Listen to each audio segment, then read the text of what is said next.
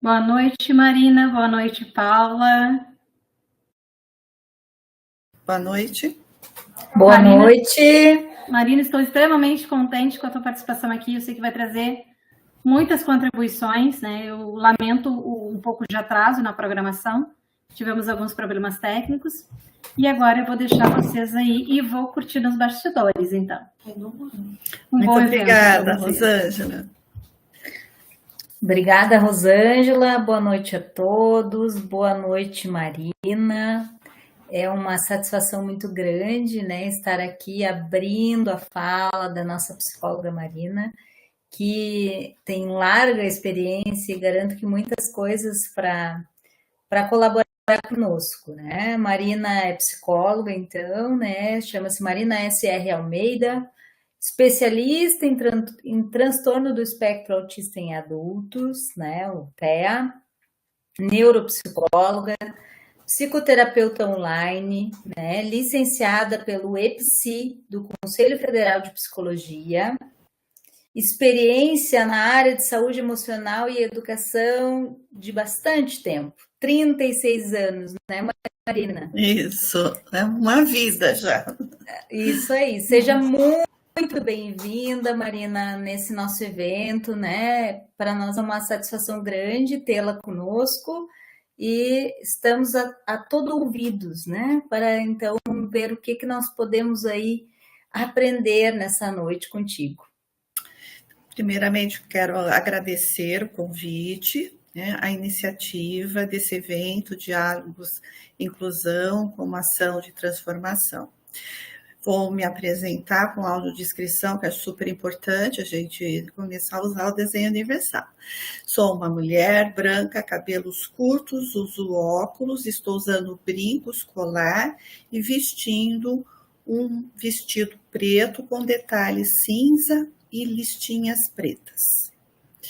Então, a minha apresentação será sobre pessoas autistas no mercado de trabalho. Essa jornada de 36 anos, eu trabalhei muito com crianças, adolescentes e nos últimos 4 anos eu estou me dedicando só na área de adultos, me especializando cada vez mais na área de mulheres adultas com autismo, e porque os homens, historicamente, era o senso comum, de que a incidência e prevalência era em homens. Hoje, nos últimos 15 anos, as pesquisas caminharam e hoje a gente tem um contexto do espectro em mulheres. Mas a gente vai falar um pouquinho depois, aí nessa questão também do trabalho, em relação a essas questões mais atuais do autismo. Então, por favor, pode ir fazendo a transição dos slides, por gentileza. Então, eu trouxe o conceito atual do transtorno do espectro autista, Nós tivemos 2 atualizações diagnósticas do DSM-5, que agora é o revisado. Por que é revisado? Porque foi incluído, um item, um critério diagnóstico como um marcador que precisa estar prevalente os déficits ao longo da vida, ou seja, desde a infância. Antes, as descrições consideravam uma forma mais genérica. Isso também levou a um monte de diagnósticos equivocados, porque não é num momento da vida que as pessoas viram autistas, ninguém vira autista, as pessoas nascem. Então, o marcador tem que ser de base, porque ele é de base genética. Então, o atraso de neurodesenvolvimento, ele começa lá na infância, passa pela adolescência e vai entrar na vida adulta. Então, com essa revisão diagnóstica, no funil fecha um pouquinho, para também a gente contemplar melhor, atentamente, o que é de fato um espectro, que não pode ser um momento da vida da pessoa, mas sim um contínuo ao longo da vida da pessoa. Então, a descrição hoje que a gente usa é da Associação de Psiquiatria Americana de 2003, O transtorno de espectro autista é um transtorno de neurodesenvolvimento caracterizado por dificuldade de interação social, comunicação, comportamentos repetitivos, interesses restritos, podendo apresentar também sensibilidades sensoriais. Então, tudo que é além desse quadro, né, o que a gente chama de contexto fenotípico, que é característico do autismo. Só que ele nunca vem sozinho, né? Sempre brinco que o autismo, ele não é uma comorbidade, um quadro simples. Ele é um diagnóstico de alta complexidade, né? Então, às vezes as pessoas olham um pontinho, o outro, eu sou autista, eu vi no Insta, eu vi no Google, aí eu vi um depoimento. E, né, as questões são muito mais delicadas, por isso que a gente sempre defende a importância de especialistas, né, verificarem, fazerem o diagnóstico, do que algo, né, de autodiagnóstico. Comunidade hoje, né, que trabalha, gente que está há muitos anos nisso, né, nós defendemos a importância do diagnóstico oficial, né, exatamente por os equívocos que podem acontecer. Então, esse conjunto, né, de sintomas pode resultar em dificuldades em diversos contextos da vida. Então, desde o âmbito familiar, escolar, laboral e social. Veja, por isso que ele vai o quê? Tendo prejuízos no funcionamento geral da pessoa, né? Não é só, eu não falo no WhatsApp, eu não consigo mandar mensagem, eu tenho transtorno sensorial, então eu sou autista. O que eu mais ouço é isso, né? Tem uma demanda muito grande, e aí as pessoas acham que é isso, e isso geralmente é uma ansiedade social, né? Ou um transtorno de ansiedade generalizada, que a pessoa está impedida, ela fica tão ansiosa que ela impede que ela consiga comunicar, ou um transtorno de comunicação, que não tem nada a ver com autismo. E pode ter transtorno sensorial, porque o limiar de sensibilidade está vulnerável. Então, às vezes a pessoa, eu tenho transtorno sensorial, então eu sou autista. Não, o transtorno sensorial, ele não é diagnóstico para o autismo. O transtorno sensorial, ele pode vir ou não, né, dentro de um conjunto do espectro autista. Então, o transtorno por si só, ter transtorno sensorial, ele pode aparecer em várias outras psicopatologias. Então, ele é um plus do autismo, mas não como um marcador diagnóstico. Então, estas manifestações geralmente ocorrem antes dos 3 anos de idade. Então, por isso que ela está vindo. Então, hoje a gente, né, sabe que a partir dos 14 meses, a gente já pode observar, né, marcadores precoces do neurodesenvolvimento. Usualmente não se fecha diagnóstico nesse período, é após ou a partir de 3 anos. Né? A gente tem uma conduta de estimulação precoce para esses casos, porque aí a gente tem uma janela, que a gente chama janela de neurodesenvolvimento, uma plasticidade neuronal, onde é possível, né, estimular essa criança e ela conseguir avançar. Então, o fenótipo do autismo pode variar muito, por isso que ele é um espectro. Para cada pessoa, ele pode acometer de formas diferentes e singulares e únicas. Não existe 2 pessoas autistas iguais, né? Não é um padrão que põe na caixinha, olha, todo autista tem que funcionar assim. Não tem que, porque ele tem história, ele tem voz, ele tem um sistema familiar, ele tem uma personalidade, né? Tem questões ambientais, então tudo isso faz o quê? Um ser humano único, né? Não é um diagnóstico seco e padronizado. Então, ele abrange indivíduos desde a deficiência intelectual grave, né? Que geralmente a gente vai encontrar no nível 3 de funcionamento do espectro, e baixo desempenho, porque quanto mais avança o espectro, ele vai trazer mais comorbidades e déficits. Até indivíduos com coeficiente de inteligência normal, né, dentro da média, e inteligência na média superior e superior, né, que levam uma vida independente. Então, o que a gente está falando? De um nível 2 e nível 1 de suporte, né? Então, esses níveis, por isso que ele é um espectro, porque para cada área de funcionamento, ele vai acometer para mais ou para menos o funcionamento da pessoa. Esses indivíduos também podem apresentar uma série de outras comorbidades. Então, aí vem o efeito combinho, que eu brinco, né? Eu falo que é um efeito cebola. O fenótipo está no centro, então vou imaginar uma cebola, usando uma imagem para a gente entender. Então, a gente tem o miolinho da cebola e nós temos as camadas. Então, vamos imaginar que o miolo é o fenótipo. Só que ele não vem sozinho, porque ele traz uma carga genética chamada transgeracional. Então, tudo que é da família paterna, ele está lá registrado. Tudo que é da família materna está lá registrado. E as condições do próprio funcionamento da personalidade dessa pessoa.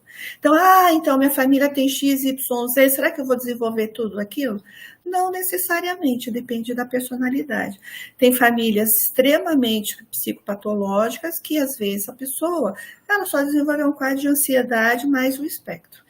Tem outras, no entanto, que, além de estarem dentro do espectro, desenvolve ansiedade, depressão, transtorno obsessivo-compulsivo, TDAH, dispraxia, alexitimia, aí vai o combinho, porque tem a ver com a estrutura e funcionamento, é singular. Mas o que a gente sabe é que ele vai trazer todas essas informaçõezinhas.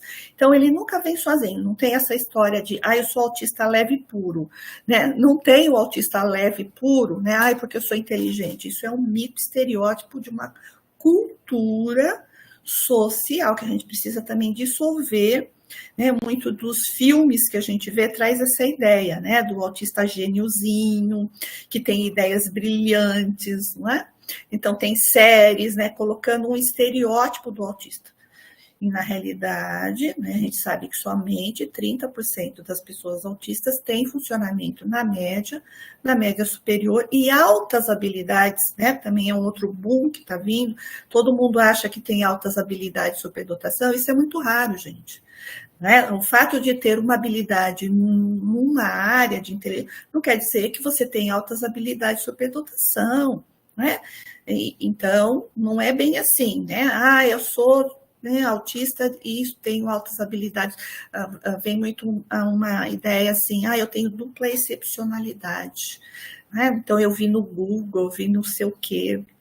Então, são ideias muito distorcidas, né? Criadas, mitos em relação ao autismo, meio um romance, né? Fica muito romantizado, e o autismo não tem nada de romântico. Né? E mesmo quem está no nível 1 de funcionamento é sempre comórbido, né? Ou tem uma ansiedade, ou tem uma depressão, ou tem TOC, tem TDAH, dislexia, descalculia, porque o fenótipo vai trazer isso, não tem como escapar, né? Por isso que quando alguém chega e fala, tem autismo puro, né? E só altas habilidades, mesmo quem tem, vamos tirar o autismo, quem for altas habilidades de superdotação e não tem uma questão do autismo, geralmente vem com ansiedade, porque é muito frustrador para ele lidar com a capacidade intelectual. Né? Ele esbarra com um monte de questão. Então, não só a pessoa com deficiência intelectual, que tem uma história, eu atendi muitos anos síndrome de Down, eu fui coordenadora da Fundação Síndrome de Down de Campinas. Então, é um outro estereótipo também a questão da deficiência intelectual, né? Então, a deficiência intelectual, ela fica assim como, tão excluída como quem tem altas habilidades de superdotação, porque é o diferente, né? Eu estava ouvindo a palestra anterior, então o diferente me vai trazer sempre desconforto, tanto para mais quanto para menos. Né? Nós temos um problema que a gente chama narcisismo, né? O estranho que eu não espelho, ele dá um curto-circuito interno na mente da gente. Mas isso é um papo para a gente conversar no outro momento. Então, esses indivíduos também podem apresentar uma série de outras comorbidades, então, tanto psiquiátricas, como as mais comuns, ansiedade e depressão, como as neurológicas, que é o TDAH, a dislexia, a dispraxia, é uma desorganização motora. Né? Então, aquela pessoa chamada atrapalhada, então ela esbarra, ela bate a perna, ela bate o cotovelo, ele tem o quê? Uma desorganização de uma consciência corporal. Né? Então, por isso que acontece, né? Parece que o ambiente esbarra no corpo o tempo todo, porque ele não tem uma consciência corporal organizada.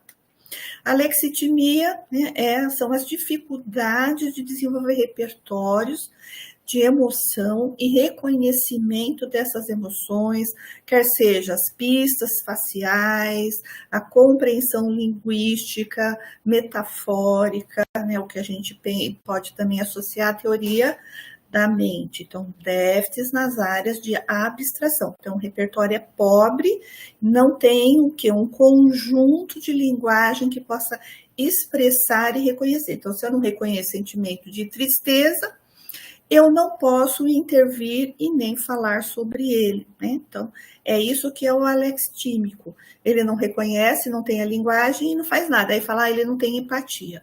É um outro mito, né? Pessoas autistas têm empatia, elas não têm repertório. Isso não quer dizer que elas não sintam. Elas sentem todos os sentimentos como nós, típicos. Elas não sabem verbalizar e reconhecer. Por isso fica aquela carinha de paisagem, né? Porque assim, bateu aquele sentimento, ele não verbaliza, ele não sabe o que é para fazer. Então, é um mito também essa questão, né, da empatia. A empatia ela não é desenvolvida, não é reconhecida por falta de repertório. Distúrbios do sono, né, também é muito comum. Distúrbios gastrointestinais e a epilepsia. Pode passar. Prevalência atual. Então, hoje a gente está falando aí de uma questão exponencial dos diagnósticos de autismo. Né? Então, a gente está vendo o quanto, né, está crescendo a proporção diagnóstica, né? Você veja que a curva é ascendente, né? Começava a cada 150, então uma pessoa autista a cada 150. Depois continuou, né? Depois essa curva foi, agora nós estamos uma pessoa a cada 36 pessoas. Então, por que será que está acontecendo, né? Ai, será que, né, explodiu, que nem assim, agora é uma epidemia de autismo? Não, não é uma epidemia de autismo. É que existem mais profissionais, os diagnósticos melhoraram, né, a capacidade de compreensão, né, embora com toda a precariedade que a gente ainda vive em relação a reconhecer sobre o diagnóstico, mitos e tudo mais. Imagine, eu sou dos anos 80, eu falo que sou dinossauro, né?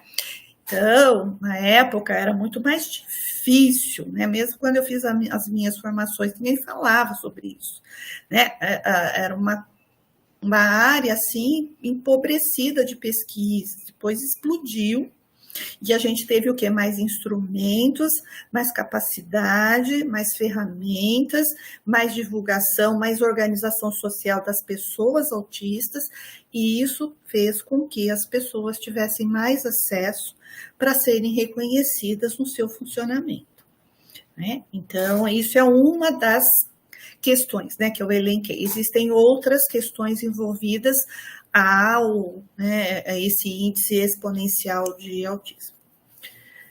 Próximo, por favor. Prevalência. Então, antes a gente considerava o autismo como incidência apenas no sexo masculino. Quando acontecia em meninas, era considerado um autismo muito severo, né? Ou acompanhado de uma outra síndrome que também estava junto com o autismo, que era a síndrome de Rett. Então, essa síndrome ela foi retirada, porque é uma síndrome degenerativa, e tudo que é degenerativo saiu do espectro, porque são diferentes contextos e desenvolvimentos, né? E então, as pesquisas começaram a notar que em mulheres o autismo tinha um marcador diferente, que a gente chama de fenótipo protetor feminino. Então, os meninos começam a aparecer um marcador lá na base. Logo, são reconhecidos pelos atrasos de neurodesenvolvimento. As meninas geralmente passam desapercebido, porque elas têm uma adaptação social e a gente tem uma cultura ainda muito patriarcal, que as meninas são boazinhas e fofinhas, são obedientes. Então, as meninas autistas, elas fazem o quê? Camuflagem e hiperadaptação social. Elas aprendem os sinais sociais, se camuflam e são geralmente muito boazinhas, quietinhas. Até que isso, então, esse fenótipo, ele fica escondido. Lembra do efeito cebola? Pois é, as meninas fazem o quê? Um efeito camuflagem. Né? Quanto os meninos, não tem efeito muito camuflagem. Hoje a gente sabe que homens também fazem, mas a incidência é menor, né? É mais visível o comportamento e parada de neurodesenvolvimento. As meninas não. E elas são subdiagnosticadas. Então se elas forem mais elétricas, falantes, né? E o comportamento é mais hiperativo e passa meio desapercebido. Olha que menina, né? Assim, é falante, disruptiva, né? Fala demais. E às vezes é o autismo com TDAH em meninas. Isso faz com que elas falem mais, sejam mais desinibidas. Então, o que acontece? São diagnosticadas com TDAH. O autismo some, está camufladinho, né? Passa batido. Isso só vai aparecer depois na adolescência. Desculpa. Então, o que a gente sabe? O marcador de neurodesenvolvimento em mulheres começa a partir da puberdade e adolescência, onde a maior parada de neurodesenvolvimento. Então, esse atraso começa com comportamentos infantilizados. Então, elas são mais infantis, mais bobas, mais inocentes, são fáceis de ser enganadas, né? E aí vem as outras comorbidades que também vão recobrindo todo esse quadro das mulheres, né? Quando chega na idade adulta, como agora a gente está tendo uma incidência muito grande de mulheres procurando diagnóstico, né? Porque foram diagnosticadas pelas suas comorbidades e não pela estrutura fenotípica, que também é válido, né? Tem a comorbidade, aquele efeito cebolinha, né? Que foi criando, mas tem uma questão de funcionamento deficitário ao longo da história, né? Isso que caracteriza o fenótipo. Então, vamos lá, próximo.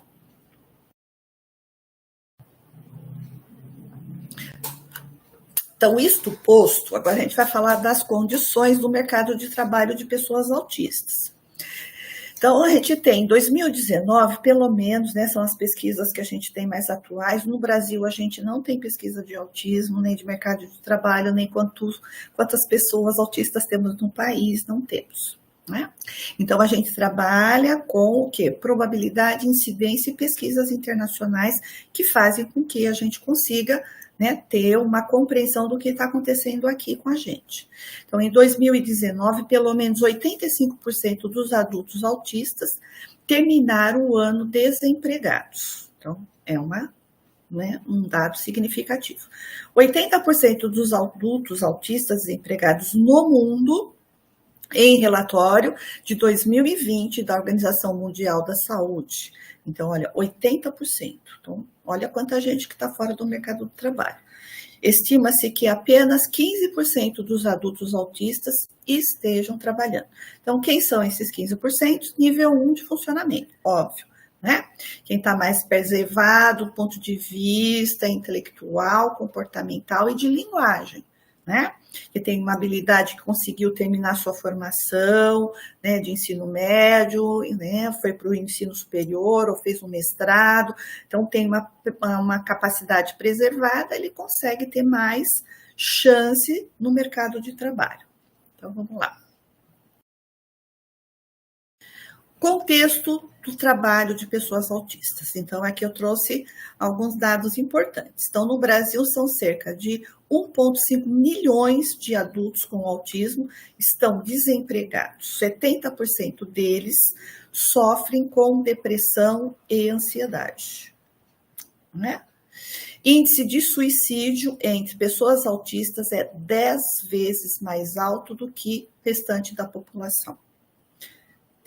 Óbvio, né? Não se sente produtivo, não é incluído, às vezes tem capacidade preservada, mas não é aceito, né?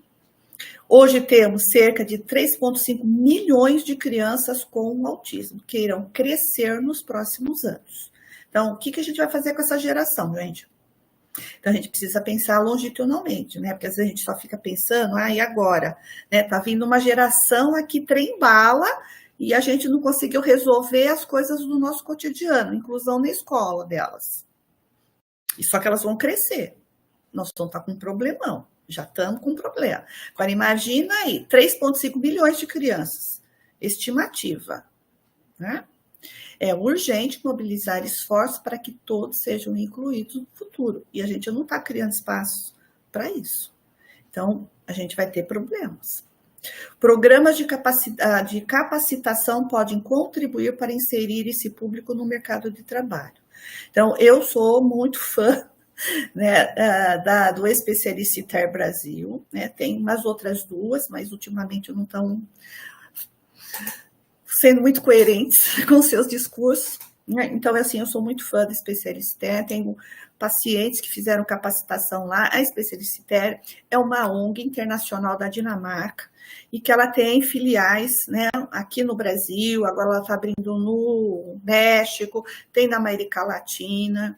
Então, ela trabalha com desenho universal, que eu defendo há milhares e centenas de anos, né? A gente tem que aprender a pensar, né, em aprendizagem, né, dentro de um desenho universal. Precisamos, né, fazer apresentação dentro de um quadro de desenho universal. Tem que caber todos, mas não é para alguns. A gente faz adaptação meia boca, né? Aquela coisa, né, que nem meu pedreiro fala, a gente faz uma gambiarra de educação, uma gambiarra no trabalho, né? A gente é cheio de gambiarrinha, né? Era mais uma lógica mais fácil fazer uma coisa que cabe todos, né? Muito mais barato, muito mais eficiente do que a gente ficar pedindo, olha, dá para fazer isso, dá para quebrar aquela rampa, dá para diminuir essa luz aqui, né? Vamos pensar, né, num lugar onde caibam todos. Isso já é velho, gente, né? Então, mesmo sites, né? Fazer um site com desenho universal, né? Eu tenho 2 sites, eu tenho da psicóloga Marina e tenho o Instituto Inclusão. Desenho universal, cabe todos. Qualquer um que entra lá sabe mexer, ler, tem audiodescrição, tem os acessos todos. É simples. Hoje você pega um aplicativo e instala no teu site. É difícil fazer isso, gente? Não. Alguém faz. Tem um censo de sites com acessibilidade. Vê quantos sites têm acessibilidade no Brasil.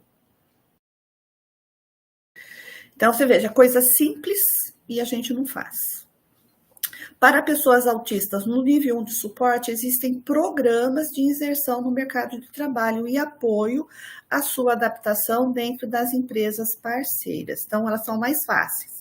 O Especialicitar, eles fazem treinamento em todos os níveis, né? Então, eles ajudam nesse sentido, né? A etiqueta de trabalho, né? Desde fazer um currículo, melhorar suas habilidades. Então, ele faz o que a gente chama de transição para a vida adulta laboral. A gente não tem esses passos de transição, né? Quando a criança sai, né, do ensino fundamental para o ensino fundamental 2. Crianças autistas, pessoas autistas têm problema com transições. E cada ciclo de vida, elas sofrem. Por quê? Muda tudo. Se ela deixou de ser criança para ser adolescente, mudou o corpo, mudou a forma, mudou o vínculo, mudou a forma de pensar, mudou tudo na cabeça deles, né? Ele vai para o mundo adulto, mudou tudo, porque são outras exigências. Então, ele tem que ter um nível de adaptação. Então, o que a gente chama de transição de ciclo de vida. Né? A gente não tem muito esse modelo ainda aqui no Brasil, eu vejo pouco. Então, a Especialicitar trabalha nessa lógica de transição. Então, é muito importante a gente saber também que nível de suporte e o que a gente precisa fazer, né? Para pessoas autistas no nível 2 e 3 de suporte, os desafios são maiores. Por quê? Os suportes são maiores e os manejos são diferentes. Então, muito além de um emprego remunerado e a possibilidade de ter uma rotina produtiva. É lógico, a gente se sentir o quê? Criativo, útil. Isso tem a ver com o quê? Um propósito de vida, né? Eu me sentir útil, ter o meu dinheirinho, né? Ter um reconhecimento, me socializar, né? É um sentimento de pertencimento e autoestima. Me sinto vivo. Por que as pessoas estão morrendo, gente? Porque elas não se sentem vistas, né? O ciclo da invisibilidade do autismo, porque depois que cresce, ele some, né?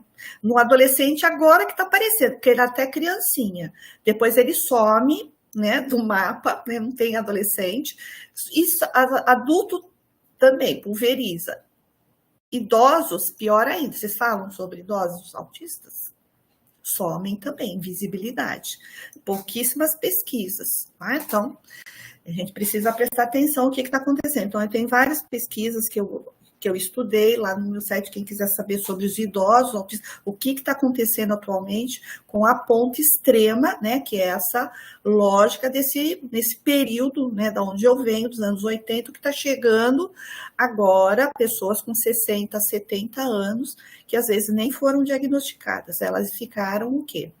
Com comorbidades graves. O autismo continua lá, só que as comorbidades, gente, elas evoluem, o autismo não vai ficar lá, né? Ele não é imutável, né? O que piora o quadro são as comorbidades psiquiátricas ou neurológicas. É isso que complica a vida da pessoa autista. Então, quando a gente fala de nível 2 e nível 3, elas não vão ter trabalhos tão autônomos e independentes. Então, nível 2 precisa de um tipo de supervisão. E nível 3 é um modelo como eu trabalhava há alguns anos com pessoas com deficiência intelectual, é um modelo de cooperativa, é um modelo de grupo, supervisionado e produtivo. Não é um modelo de uma recolocação onde ele vai lá e consegue funcionar. Não, ele precisa de um apoio, de uma ordem, de um contínuo para se tornar produtivo. Então, é uma lógica diferente de mercado, é uma lógica diferente laboral. Então, para cada nível de funcionamento, a gente também tem um perfil de colocação profissional. Vamos lá. Legislação. Então, eu vou citar a questão aqui para a gente ter um parâmetro, quem não sabe da legislação. Então, a gente tem uma lei, que é a 8.213, né? Ela já completou 33 anos, né? E que ela vai assegurar as questões da contratação proporcional, né? Então, quando eu tenho empresas, né? Não importa se são empresas públicas, privadas, startups, não interessa, né? Então, se eu tenho um número, né, de 200 empregados, eu preciso contratar 2% de pessoas com deficiência. O autismo é considerado pessoas com deficiência, né? Então, ela está dentro de pessoas com deficiência. Então, por isso que essa lei da Previdência Social e a nossa lei que garante as cotas e a distribuição de vagas para pessoas faz parte. É diferente do TDAH. O TDAH, ele não é uma deficiência. Ele é considerado um transtorno de aprendizagem. Ele está dentro do neurodesenvolvimento, mas ele não é deficiência. Então, às vezes as pessoas falam, então eu tenho cota também, porque eu sou TDAH. Não, se você for autista e tiver TDAH, sim. Então, se eu tiver mais de 201 empregados a 500, aí são 3%. Então, tem uma proporção de vagas que são destinadas a pessoas com deficiência.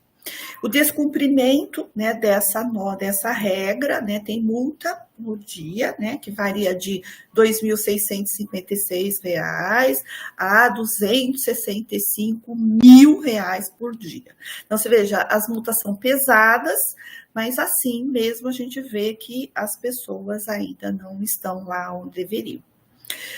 A questão do poder público, né, a Constituição também, né, federal assegura e prevê que tem que ter as vagas no concurso, ter acesso para essas pessoas. Né? O poder público federal tem um decreto que assegura a reserva de, no mínimo, 5% das vagas para as pessoas com deficiência. Okay? Pode passar. Agora, né, o trabalho e as pessoas autistas, as dificuldades e os desafios. Então, né, qual é a peculiaridade, vamos colocar assim, né, das pessoas autistas no trabalho? Então, são os déficits de habilidades socioemocionais, né, a comunicação e os transtornos sensoriais. Então, esse tripézinho é o que pega mais. Então, por isso que é necessário que a pessoa autista esteja nas suas terapias de suporte, né? Para ajudar o quê? Desenvolver o seu repertório socioemocional, né? Aprenda a comunicar. Olha, eu tenho algumas sensibilidades sensoriais, então eu tenho problema com muita luz, então eu preciso estar no lugar ou mudar um pouquinho a intensidade da luz, isso me dá um conforto. Tem uma sensibilidade olfativa, então a minha baia aqui de trabalho não pode ficar do lado do café, porque isso vai me dar náuseas, né? Isso vai me dar desregulação. Então, a pessoa também aprender a reconhecer quais são as suas dificuldades e vulnerabilidades para comunicar o local de trabalho e fazer as suas devidas adequações. Porque não dá para adequar de uma forma geral, né? Todo autista tem transtorno social, a luz, olfato, audição, não dá, né? Tem autistas que não têm, ou só tem um tipo de transtorno sensorial, mas é ele que tem que comunicar. Para aí poder a gente criar as acessibilidades, né? Prejuízos cognitivos e comorbidades. Então, aí são as questões lá do nível 2 de suporte e 3 de suporte, né? Que quando tem uma questão mais intelectual, atraso, e a linguagem é mais operacional, mais concreta. Então, eu tenho um outro manejo, o manejo precisa ser escrito, ou com desenhos, né? Usar algo de comunicação por imagem. Agora já tem, né? A gente pode fazer até digital isso, enfim, né? Dificuldades para entrevistas de emprego ou perfil vocacional. Algumas pessoas autistas têm, né, seu hiperfoco, são resolvidas e sabem qual é o perfil, amam o que fazem, amam falar sobre os seus assuntos prediletos. Outros nem tanto, que a gente chama de hiperfocos difuso. Então, gosta um pouco disso, depois desiste, gosta do outro. Então, a gente precisa ajudar a criar um foco, um perfil vocacional. E às vezes ele pode ter dois, por exemplo, ele pode gostar de escrever e adorar música. Então, ótimo, não tem problema, vamos trabalhar o potencial da pessoa e não só o déficit. O déficit a gente vai fazer o quê? Acomodação, adaptação. O potencial tem que ser a força, né, dessa pessoa, como eu, né? Qual é a minha fragilidade? Ó, deficiência visual. Tenho baixa visão no olho esquerdo, 30% de visão, né? E 70% no olho direito. Então, já começa aqui, tá vendo? Estragadinho, né? Então, eu preciso de acomodação, meu computador é tudo em letra ampliada, meu celular, então eu preciso usar acessibilidade, senão eu não enxergo nada, né? Usar colírio para lubrificar o olho, que senão embaça tudo. Então, olha, se eu não comunico isso, eu vou dar uma palestra. Se eu não falo que eu tenho essa dificuldade e vou me colocar num lugar que tenha muita luz ou que o PowerPoint esteja muito... Eu não leio nada. Eu preciso avisar, olha, eu preciso de uma distância tal, por isso que eu mandei para vocês, né, já antes, porque daí eu tenho uma dificuldade. E aqui, quando eu já fico tranquilinha, alguém passa para mim, sou meio cega aqui. Então, eu tenho que aprender a lidar com a minha limitação e pedir ajuda. Então, eu costumo fazer tudo antecipado exatamente por uma questão, percebe? Então, a gente tem que perceber a nossa deficiência, o nosso deficiência, e criar formas de adaptação e comunicar, né? 20% das pessoas autistas têm inteligência na média superior e superior, então nível de suporte. Estão empregadas, mas nem sempre bem remuneradas, que é uma outra questão também, tá? Então, alguns autistas, né, que estão aqui no Brasil não são muito... Eu tenho vários pacientes que estão o quê? Em empresas internacionais, né, na Amazon, empresas, né, que trabalham com várias outras pessoas de países diversos que tem uma política inclusiva, por exemplo, né? A Amazon tem uma política inclusiva para pessoas autistas.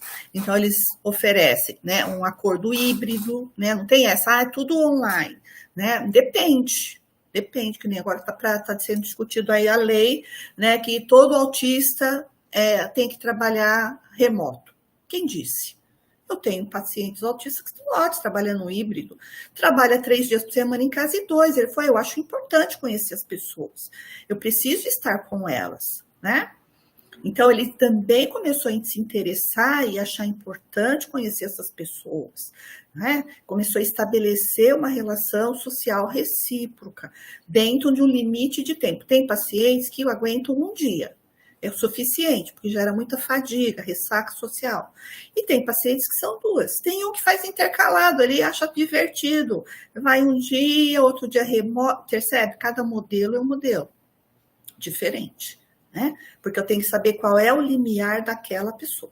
Então, colocar a pessoa, todo autista precisa de trabalho remoto? Quem disse? Você perguntou para as pessoas autistas? Vocês esquecem de perguntar, né? Tem uma frase aí na Declaração de Montreal, né? Nada de nós sem nós. Primeiro tem que perguntar para eles, né? Depois a gente resolve. Quem é que está decidindo esses negócios? Outras questões, né? Por vezes, o excesso de trabalho, né? O autista é muito eficiente. Então, o que acontece? Tasca trabalho para eles. Eles adoram, passa o final de semana trabalhando, esquece da vida, não come, não tem mais lazer, né? O que acontece? Burnout. Burnout autista é diferente do burnout típico da gente, tá? Porque eles vão desregular, porque primeiro pega a área toda sensorial, desregula, né? A gente fica estressado, cansado, irritado. Eles, além de todo esse sintoma, eles se desregulam sensoriamente. Não aguenta sol, não aguenta luz, a pele começa com dermatite, começa a fazer sintomas somáticos. Então, veja o nível de sofrimento intenso, né? Então, esses assédios, essas sobrecargas também são abusivas quando a gente tem pessoas autistas no trabalho, exatamente porque elas terem uma performance de excelência, né? Começa a ter um abuso de trabalho neles, né? Então, aí desenvolve a ansiedade, a depressão, o bullying, né? Porque é estranho, porque anda estranho, porque não sei o que é estranho, né? O estigma social, né? A questão da dificuldade de barreiras de acessibilidade, porque às vezes ele não comunica, né, que é autista, ou que precisa da acomodação, né? O assédio moral, a gente vê isso muito em mulheres autistas, e o sexual. Às vezes elas demoram para perceber, porque tem essas características de ingenuidade, estão sendo abusadas ou chantageadas emocionalmente, moralmente, sexualmente, né? Quando não estão enfiadas em relacionamentos tóxicos e abusivos. Vamos lá, tô correndo, hein? Vamos lá. A maioria das pessoas autistas nível 1 de suporte tem colocação em serviços públicos, federais, estaduais e municipais. Isso aqui no Brasil. Por quê? É a linha de acesso mais, vamos dizer assim, mais provável, né? Do que em algo de autonomia e independência, ser próximo negócio, ou empresas privadas, não é? Porque daí já bomba na entrevista, às vezes não consegue nem chegar no emprego, né? A gente tem um protocolozinho, né, de um guia, né, de como transformar uma empresa amigável e inclusiva. Então, começa o contato com a pessoa autista, eu mando um mapa para ela de como chegar, porque pensadores visuais, pensadores por imagem, TDAH, autista, dislexia, são pensadores visuais. Pensam vendo imagens. Então, quando eu mando uma imagem, né, quando eu mando um questionário, isso facilita a mente daquela pessoa, né, porque é a forma dela organizar e processar os pensamentos, né, e a parte cognitiva, isso tranquiliza, dá segurança. Então, dá um mapinha de como chegar. Para nós seria óbvio, você vai na rua tal, a tua entrevista é tal, nem sempre para as pessoas autistas isso é óbvio. Isso pode ser fonte de grande ansiedade. Okay? Então, tem uns protocolos assim que, aparentemente, né, para as pessoas típicas isso é irrelevante, para as pessoas autistas fazem toda a diferença. Outra questão, 10% das pessoas autistas, né, nível 2 e 3, conseguem algum tipo de trabalho informal em o quê? Subempregos autônomos, né, trabalho na internet, né? Ou são mal remunerados também nesses trabalhinhos, né? 90% das pessoas autistas, independente do nível, aí é o total, né? Não conseguem uma colocação profissional. Né? Então, a gente está falando nível Brasilzinho. As barreiras. Então, quais são as barreiras? Então, a questão estereotipada, né? Que eu falei romântica, né? Ou estereotipada, né, do tipo, autista, você não tem cara de autista, né? Vocês, né? Então, as pessoas esperam alguém desregulado, com deficiência, né? Então, ou tá no lado deficitário, né, o estereótipo do deficiente intelectual, e que tem que estar na cara a deficiência, ou está no estereótipo do gênio romântico, glamuroso, hollywoodiano, né? Então, nenhuma coisa nem outra, são pessoas, e pessoas têm singularidades, mas isso está cheio de estereótipo, de preconceito e mitos em relação às pessoas autistas. Então, só A informação é que derruba isso. E a nossa relação, né? É o que a gente chama de acessibilidade atitudinal. São as nossas atitudes que vão mudar a nossa cultura social. Falta de compreensão do escopo dos talentos valiosos disponíveis. A gente tem um hábito muito, né, negativo de só falar de déficit do autismo, e a gente esquece, né? Por quê? A gente está inserido nessa sociedade excludente e defeituosa, que é diferente de mim. A gente não fala do potencial. Então, falta de compreensão dos benefícios potenciais das pessoas neurodiversas. Então, o que elas são capazes? É difícil a gente ver isso. Quais são os seus talentos? Você já perguntou? Você é autista? Quais são os seus talentos? Ao invés de você falar que você não tem cara de autista. Né? Dificuldades das próprias pessoas em buscarem curso de qualificação, porque às vezes não teve, nunca teve, mas também, eu quero que aconteça isso mágico. Gente, não vai. Princípio de realidade, precisa de algumas adequações. Por quê? Que eu expliquei lá atrás. Eu tenho uma transição do mundo, né, de adolescente para o adulto para a área laboral. Eu tenho uma etiqueta laboral, isso é aprendido. Nós também, quando eu fui para o meu primeiro emprego, eu era atrapalhada. Eu fui aprendendo, né, como lidar, como é que era a secretaria, né, eu trabalhava na educação. Então, eu também caí de paraquedas, só que o quê? A gente tem mais capacidade de adaptação, que para o autista isso dá intenso sofrimento, ele fica muito perdido. Né? A gente pergunta, né? Vai um, vai outro, ou depois telefona, olha, como é que é? Tô com vergonha de falar com fulano. Então, autistas não têm esses recursos, são desenvolvidos. Se eu não tiver isso, né, esse treinamento, essa orientação, eles não conseguem ficar no emprego. Equívoco sobre os custos potenciais da contratação de pessoas neurodiversas, que são diferentes de pessoas, por exemplo, cadeirante, né, o deficiente visual. Então, para cada tipo de funcionamento de pessoas, né, com deficiência, a gente tem um tipo de acessibilidade. As pessoas autistas, elas requerem, primeiro, acessibilidade é atitudinal, é como eu me relaciono, o que eu preciso entender sobre você, né? Ou quais são as modalidades de barreira que eu preciso acomodar para que você se sinta melhor e funcional. É uma outra conversa, eu não preciso quebrar a parede, né? Grandes programas que preciso instalar.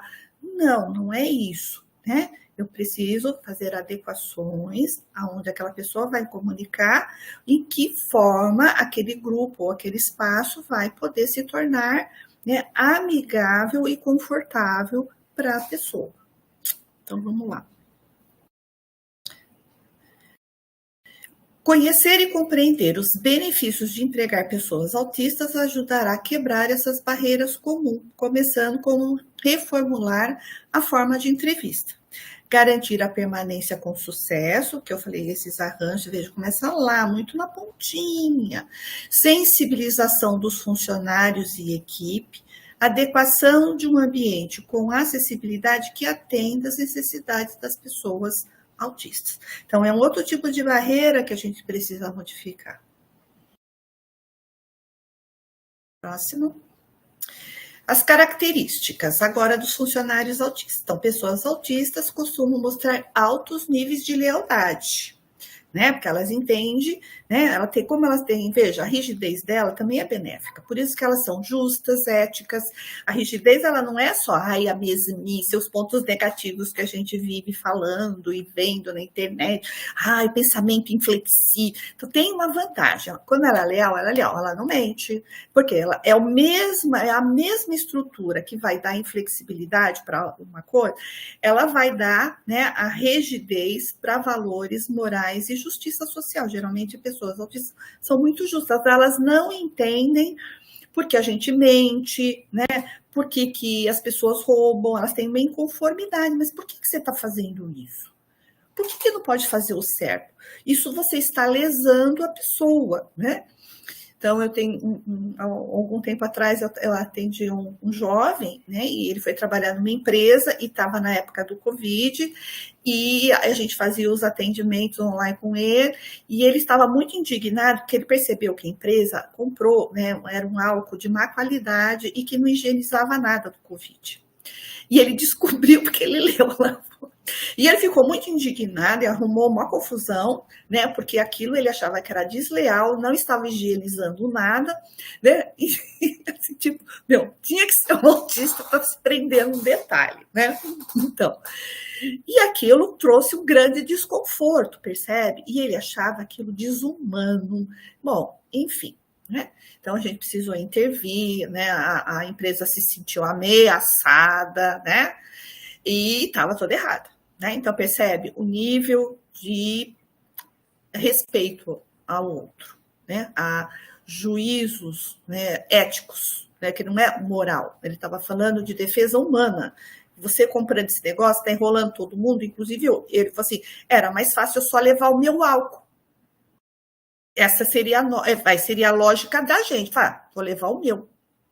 Egoísta. Ele falou, eu resolveria o problema, mas isso não é justo. Porque os meus amigos, os meus colegas e as pessoas que trabalham aqui, todos serão infectados. Não era uma paranoia, gente. Era verdade.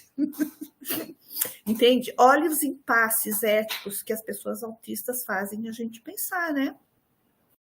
E isso é a qualidade das pessoas autistas. Mas precisam ter voz para falarem e não serem reprimidas, né? Nem levar ganchos, nem serem demitidas. Né? Talvez um típico ficasse quieto. Abafa o caso, como a gente usaria. Deixa quieto esse negócio do álcool aí. Pegou um autista na frente. As pessoas autistas reconhecem a dificuldade de encontrar uma atividade e emprego significativo, portanto, tendem a permanecer na mesma empresa. Então, eles são muito veste-camisa. Né? Além de saber, olha, vou tentar fazer o meu melhor, fazer ajustes, eles gostam de estar na empresa, a não ser que a empresa comece a se tornar, né, tóxica, abusiva, tem que cair fora, né? Isso pode ajudar a aumentar a moral, né? Esse moral de respeito, né? De que, olha, essa empresa é legal, pode dar certo, né? Motivar outros funcionários por conta desse modelo, né? Valorizar o próprio emprego, né? Não é num modelo de servidão voluntária, eu não tenho onde ir, então é melhor ficar aqui. Não é nisso, tá?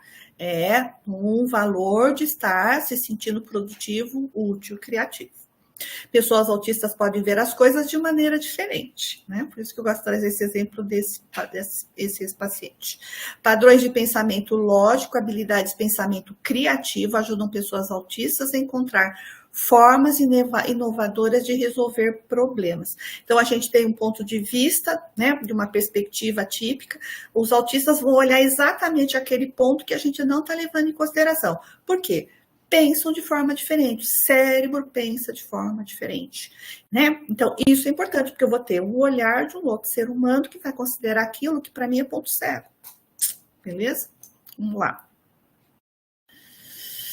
Pessoas autistas muitas vezes aceitam soluções alternativas, descobrem como resolver um problema que as outras pessoas talvez nunca tenham pensado. A gente fica lá quebrando, né? Eu tenho alguns pacientes que são da área de TI ou de pesquisa. Eu falei assim, como é que você conseguiu enxergar esse trem, né? Então, assim, eles enxergam aquilo, levam em consideração probabilidades ou coisas que a gente nem passou na nossa cabeça. Isso é importante considerar, olha, capacidade de pensamento, isso é criação, gente, né? Vontade de experimentar e adaptar-se também pode motivar outros empregadores a fortalecer o trabalho em equipe na empresa. Então, quando eles têm essa flexibilidade de pensar, a gente faz o ajuste de negociar a relação, que é onde é a área que ele é rígido, não quer saber, que é aquela mesmice. Quando ele percebe que tem flexibilidade mental criativa, eu uso a mesma flexibilidade criativa para desenvolver habilidades sociais de negociação e ele sai da mesmice dele, né? Então, uma coisa também ajuda a outra, gente. Liderança inclusiva garante que diferentes culturas de origens sociais estejam presentes no local do trabalho. Então, interseccionalidade, né? Então, aí é o modelo da interseccionalidade, raça, gênero, condição social, idade, né? Condição religiosa. Empregar pessoas autistas não só ajudará a empresa a se tornar verdadeiramente inclusiva, mas também terá benefícios potenciais na redução de custos. Tá? Então, vamos lá. Próximo. As políticas inclusivas afirmam. Então, as empresas, né, que têm políticas inclusivas afirmativas, quais são os indicadores? Então, o que a gente tem de estatística hoje? Que melhorou a imagem geral da empresa. São empresas respeitáveis. Que nem, por que eu já fui de cara na Especialiciter? Porque é uma empresa exatamente que faz isso, reconhece gente de todo tipo. Então, veja, realmente eu mesmo faço o quê? Olha, a indicação dessa ONG. Melhorou a imagem competitiva da empresa. Sim, lembra? Eu conhecia 3, mas eu indiquei essa. Ó. Né? A expandir a base de cliente para todos que priorizam serviços inclusivos. Melhorou a reputação da empresa, patrocínio mais fortes, com clientes fiéis à marca. Né? Por exemplo, a Natura tem uma política inclusiva. Né? Nós temos outras empresas aqui no Brasil que trazem políticas inclusivas muito importantes. Né? Temos o Banco Itaú traz uma política inclusiva em alguns setores, né? Tem uns mais ou menos. Né? A Bradesco tem a Fundação Bradesco, a antiga Telefônica ficou a Fundação, né? Mas ela traz muitas questões em relação a isso, né? Políticas afirmativas. Aumentou a segurança psicológica. Então, no Brasil ainda é pobre esse modelo do Psychology Safety, que é estar numa empresa segura. O que é estar numa empresa segura? Eu poder falar dos meus sentimentos como esse meu ex-paciente. Então, ele precisava se sentir seguro para comunicar uma irregularidade da empresa e não ser retalhado. Ele tinha que se sentir seguro para falar o que ele pensava, vendo uma irregularidade, sem ter uma retaliação, sem ser demitido, a fantasia da demissão. Então, empresas que trabalham numa segurança psicológica, qualquer outro, né, não precisa ser necessariamente a pessoa autista, vai se sentir segura para falar de um sentimento dela, né, de algo que viu, né, que não está legal, né, e que pode conversar e isso possa ser assegurado dentro de uma ética de respeito. Né? Então, é uma política de ética e respeito e segurança sem retaliação. Né? Isso ainda é muito pouco visto. Na Europa, a gente já tem muito mais disso, nos Estados Unidos, também a gente traz um modelo da França de atendimento de pessoas, né, do grupo de vulnerabilidade LGBTQIA+, que procuram psicólogos, que a gente chama Psychology Safe, onde eles não vão se sentir nem julgados, nem patologizados, mas acolhidos e compreendidos sem juízo moral.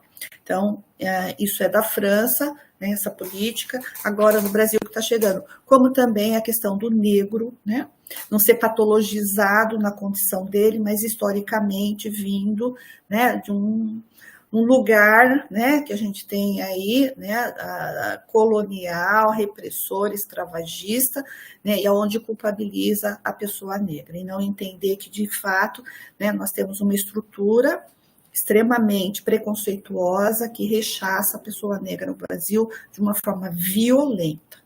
Né? Então, esse modelo do Psychology Safe serve para esses grupos de vulnerabilidade. Ajudar a garantir que todos os funcionários se sintam ouvidos e respeitados por suas opiniões num trabalho cooperativo. Então, veja, o modelo não é do capitalismo neoliberal, que é competitivo, eu por ele furo o olho do meu amiguinho. Né? Eu levo o meu álcool. Dane-se que o álcool é frio. É fake, né? O álcool fake. Então, esse é o modelo capitalismo selvagem, predatório, não estou nem aí, vou garantir o meu álcool, tá? Então, política inclusiva é cooperativa, é eu e todo mundo, somos nós. Veja o discurso lá do paciente. Nós, e nem meus amigos, ninguém pode ficar sendo enganado por um álcool falso.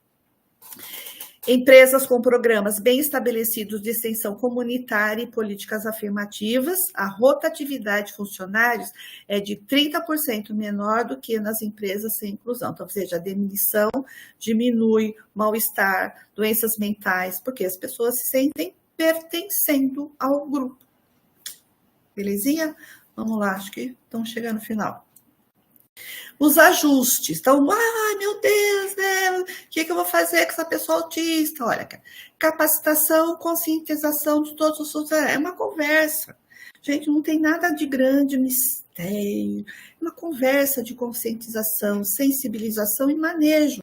Ó, o que eu faço? Pergunto quando eu dou capacitação assim para a empresa. Ah, mas se ele surtar? E se ele tiver esses negócios assim, o que eu tenho que fazer? São essas perguntas, né? Eu tenho que ajudar, né? Eu falei, primeira coisa, tira ele da sala, né?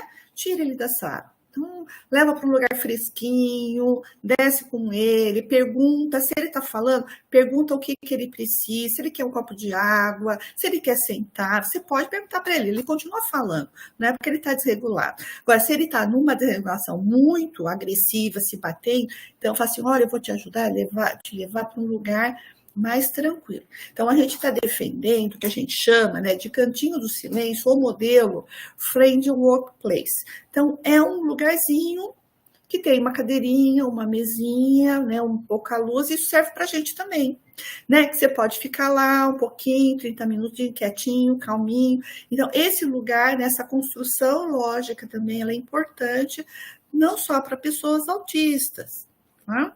Então, o que a gente chama modelo Friendly Workplace. Cantinho de silêncio, adequação do ambiente, modificações nas instalações, né, equipamentos adequados, ajuste de horário, que eu falei, aquele modelo que pode ser tanto híbrido, vai negociar com essa pessoa. Modelos humanizadores, né? Então, há o modelo da segurança psicológica que eu trouxe como exemplo. Pode passar. E o trabalho de pessoas autistas, né? As áreas preferidas são pesquisas, né? Mestrado, doutorado, pós-doc, TI, designer, contabilidade, analista de sistemas e programação, desenvolvedor de aplicativos, inteligência artificial, judiciário, medicina, psicologia, engenharia, letras, tradutor, nutricionista, professor, músico, artes gráficas e redes sociais. Então, são as mais tops. Tá? Tem outras alternativas, né? Tem uma que ela faz design de moda, por exemplo. Ela adora desenhar, né? Outra cria também gibis, né? Faz desenhos, criações de animes, tá? Geralmente são muito influenciados por desenhos japoneses, né? Então eles gostam, né? Desse tipo de estrutura, porque é tudo muito mais lógico. Então, essas são as mais tops, mais comuns. Empoderamento e garantia de seus direitos como cidadãos. Emprego aumenta o status social e independência financeira de um indivíduo e mantém a saúde física e psicológica, trazendo autonomia e independência, melhorando assim a sua qualidade de vida. O propósito de vida, a realização profissional como pessoa humana e contribuição social. Empresas que apostam em uma sociedade inclusiva investem em pessoas neurodiversas, né? E os direitos das pessoas autistas, aqui eu coloquei uma repetição só para a gente rever, né? Então, as questões da política nacional, o Estatuto da Pessoa com Deficiência, a lei de cotas. Então, esses três são os marcos legais mais importantes que asseguram como pessoa autista, né, como cidadão de direito, e como cidadão trabalhista, né, que garante o seu trabalho laboral no Brasil.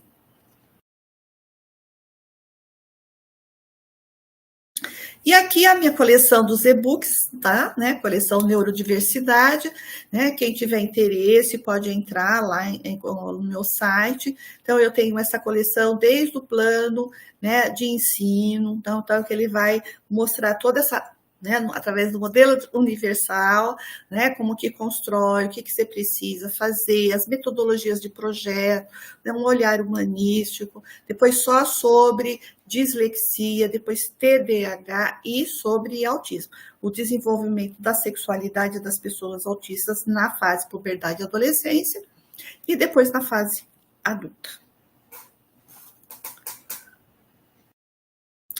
E considerações finais, a verdadeira motivação vem da realização, desenvolvimento pessoal, satisfação no trabalho e reconhecimento. Então, essa é a minha mensagem que eu quero deixar para vocês, meus agradecimentos. Aqui eu estou deixando as minhas redes sociais, quem quiser, sempre tem artigo, post que eu publico, né, semanalmente ou a cada 15 dias, sempre tem uma novidade do que está acontecendo na área da neurodiversidade, inclusão e sobre autismo e TDAH. Então, meus agradecimentos a todos que conseguiram ficar comigo até aqui. Marina, querida, nós que agradecemos. Eu aprendi muito em te escutar e acredito que todos aqui, né? Vou me audiodescrever. Eu sou a professora Paula Fogaça Marques Abraão. Estou vestindo um blazerzinho preto, também tenho um óculos, porque a minha visão também é baixa, né? Uso óculos, estou com o cabelo semi-preso, usando brincos. E eu coordeno uma rede de educação, sou coordenadora pedagógica de Xangri-Lá, no Rio Grande do Sul, e eu fiquei te escutando e pensando, meu Deus, como eu preciso melhorar o meu cenário. Eu tenho, né, uma servidora dentro dos 638 que estão sobre a nossa gestão, que ela é autista. Uhum. E ela passou no concurso, né, então está aqui conosco. E eu disse, olha aí, gente, eu hoje aprendi muitas coisas que eu preciso rever, né? E o nome dela é o mesmo nome que o seu. Marina? Isso. E eu disse, mas amanhã mesmo eu vou ir lá na escola e vou ver onde é que eu vou fazer esse cantinho que tu falou, né? E que eu preciso... E eu acho que esse cantinho tem que ter lá na Secretaria de Educação também. Porque a gente, de vez em quando, precisa ficar quietinho um pouquinho, organizar o pensamento, né? E voltar à nossa rotina. Sim. Então, assim, Marina, sinceramente, uma fala de muito aprendizado.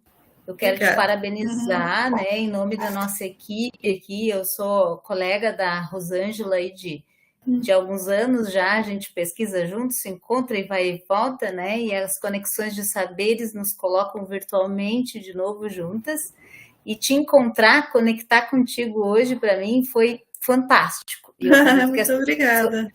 As pessoas que estão aqui também. Eu depois vou querer te chamar para vir falar aqui para os meus colegas. Eu acho que a gente tem muito que aprender contigo. Será obrigada de coração. Eu agradeço a oportunidade. Ó, só a Rosângela que me achou. Viu? A nossa conexão. Né? Realmente, isso que é importante. Eu acho que a internet, né, esse lado que é importante da internet, é a rede. Né? Uma rede de apoio solidária, é o que a gente está fazendo aqui, colaborativa. Né? Não tem competição, todo mundo aprendendo, todo mundo ensinando. Né? É bacana. Eu quero agradecer. Marina, eu aprendi assim muito contigo, muito mais contigo do que se eu tivesse assistido vários vídeos, lido vários artigos. Assim, hoje foi fantástico. Eu fiquei aqui grudadinha nos bastidores, acompanhando pelo YouTube. Não dá para descrever assim, ó, o quanto foi importante para as pessoas escutar você. Muito obrigada. Eu tô assim, ó, encantada, né? Como todos devem ter observado, nós passamos do tempo, vamos fazer uma reorganização no nosso cronograma de amanhã, mas assim, ó, era imperdível, né, Marina? Não dava para diminuir, e eu queria que tantas empresas, tantas pessoas estivessem te escutando hoje, que é muito importante. São coisas, como é que nós não pensamos em algumas coisas básicas, um cantinho do silêncio para nós? Às vezes eu preciso de um afastamento para conseguir olhar para aquele meu aluno, para ver o que ele precisa, para conseguir pensar nele naquele momento. E dos desgastes que a gente tem na rotina da escola, que a escola é um ambiente bem dinâmico, né? E coisas simples como dar uma indicação, como perguntar para... Às vezes as pessoas não perguntam o que o outro está sentindo necessário, a empatia. Então, assim, ó, eu fico, nossa, muito feliz de ter conseguido te caçar no Instagram, de ter conseguido falar com você e ter, assim, o privilégio de estar com você hoje. Olha, foi um crescimento, assim, exponencial. Então, mais uma vez, muito obrigada por entrar na nossa rede. Agradeço e fico à disposição. Quando precisar, a gente se ajuda mutuamente, a gente vai dando jeitinho na agenda, né? Fico muito feliz em contribuir, né? E fico feliz também pela iniciativa de vocês e que a gente precisa exatamente desse movimento, né? Dessa construção coletiva. É isso que vai fazer a mudança na cultura social, né? Então, agora Fantástico. encerramos hoje, né? E foi muita emoção, muita informação, muito diálogo mesmo. Tivemos uma autista fazendo o seu relato, tivemos as mães de atípicos dando seu depoimento e fechamos com chave de ouro o dia de hoje. Eu convido a todos para estar novamente aqui amanhã, né? Nós iniciaremos às 18h30. Deixa eu verificar bem certinho. Eu acho que o fantástico dessas conexões virtuais que a gente tem é também a possibilidade de rever a Marina e escutar ela amanhã, né? Porque isso fica gravado. Então a gente consegue, por exemplo, eu vou conseguir ter a felicidade de mostrar a tua fala para outras pessoas, né? E isso a tecnologia nos permitiu. Verdade. Há um tempo atrás, lá vem a internet novamente. Lá um tempo atrás a gente não tinha, né? A gente ia nos congressos e nas palestras, então para conhecer a Marina ia depender do que a Paula ia dizer da Marina, né? E hoje não. Hoje a gente consegue, né? Felizmente, com que isso fique na internet e possa chegar a tantas outras pessoas que não conseguiram de forma ao vivo, né? Estar conosco. Mas eu acho isso aí formidável, assim, essa possibilidade que a rede nos permite, né? Além Sim, a democratização, que era a ideia inicial. Exato. Inclusive, democratização e acesso, né?